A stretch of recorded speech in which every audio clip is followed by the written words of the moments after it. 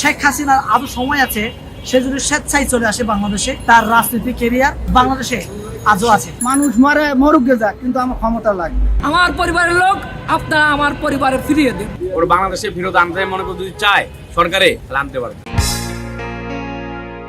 বাংলাদেশের সাধারণ মানুষ নাগরিক হিসেবে আমি বলতে চাই, শেখ হাসিনা খারাপ হোক ভালো হোক, উনি আমার বাংলাদেশের নাগরিক। উনি খারাপ কি ভালো সেটা আমরা বুঝবো, আপনারা বোঝার কি।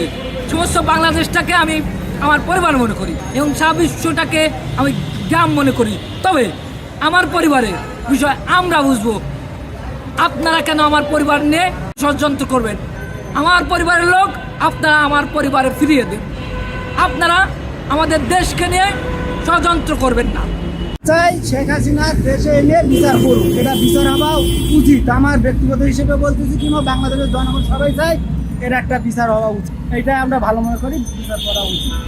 ডাক্তার ইউনূস সাহেব যদি মনে করে যে ভারতে থেকে আনার যদি তার ক্যাপাসিটি থাকে, এ নিয়ে বিচার করলে বাংলাদেশের জনগণ খুশি হবে, আমরাও খুশি হব। শেখ হাসিনা উন্নয়ন করেছে, কিন্তু গরিবের উন্নয়ন হয়নি ভাই, এটা আমার ব্যক্তিগত হিসেবে বলতেছি।